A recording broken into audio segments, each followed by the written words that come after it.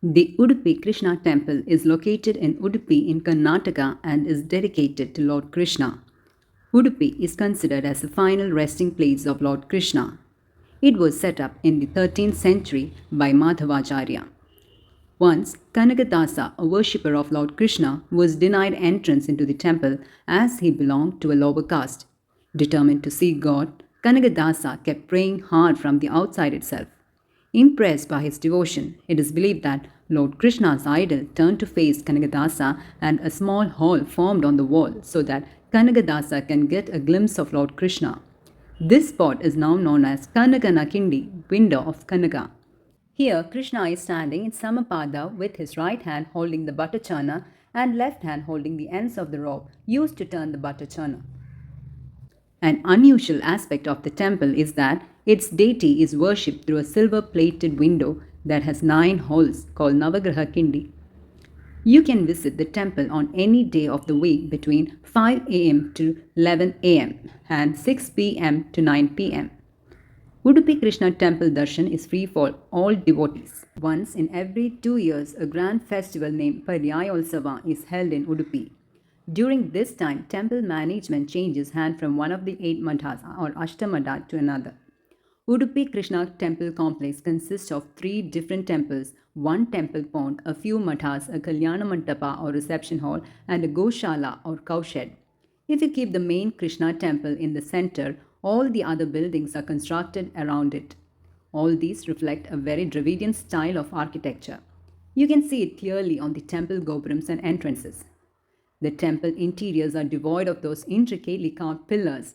However, there are plenty of interesting things to see within. The green pond next to the Udupi Krishna temple is more than just a pretty spot. This is the same pond where Madhavacharya bathed the famed Balakrishna idol before installing it in the shrine. That gave this pond or Pushkarni the name Madhava Sarovar. The pond is used for ritualistic baths by the temple priest. The main hall of the Udupi Sreekrishna temple has a platform where an eternal temple lamp or the Deepa Sampa is erected. The main shrine stands in the center bordered by a window with 9 holes. This window is called the Navagraha Kitiki and one can view the Balakrishna statue only through this. The entire shrine has been recently fitted with a stunning roof called the Swarna Gopuram. The roof has been made with around 100 kilo of gold, 900 kilo of silver and some bit of copper. All this was through donations from various devotees. At one end of the hall, called the Chandrashala Hall, there is a statue of Hanuman, while at another end is one of Sri Madhavacharya himself. They say that the bells in the hall are quite unique, and when they are rung, it feels as if they are chanting Krishna Krishna. Along with the Suvarna Gopuram, a recent addition to the hall is a queue complex that allows devotees to directly get to the shrine via the Madhava Sarovar.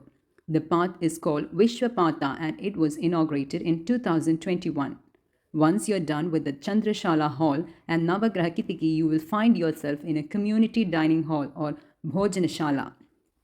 Most likely, you will find hundreds of people sitting in a line eating a complete meal on a plantain leaf. This is one of the key features of this Krishna temple in India. Every day, they feed people for free. It is not just here, but free meals from the temple are served to various kids in schools. The meal is a complete one that includes rice, sambar, curry, rasam, and sweets. It is in fact famous for its delicious chutneys. All these are prepared in the kitchen temple without using any onions or garlic. You can see the massive temple kitchen as you descend down the stairs from the dining hall.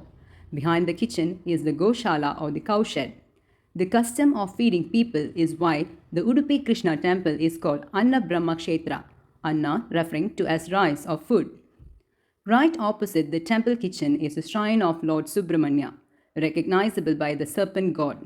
This is no ordinary shrine, but is in fact one that tells you another interesting Udupi Krishna story. In front of the Madhava Sarovar, you are likely to find one or two of the decorated chariots of Udupi Krishna temple. These are generally used during festivals when the idol of Sri Krishna is taken out and driven around the temple. There are usually 3 chariots that follow in succession. The biggest one is called Brahmaratha and that is reserved for the Lord. Behind it is the second chariot called Garuda Ratha which has the idol of Lord Hanuman Mukhya Prana, the same one that resides within the hall of Udupi Krishna temple. The last chariot is termed as Mahapuja Radha and it hosts the deities from Chandramaulishwara temple and Ananteshwara temple. The three chariot festival is generally celebrated around Makar Sankranti in January, the day that the Lord was installed in the temple by Sri Madhavacharya. The festival, also called Chunosava, is a 3-day affair. The chariots are hand pulled by the devotees around the temple complex, mostly on the car street.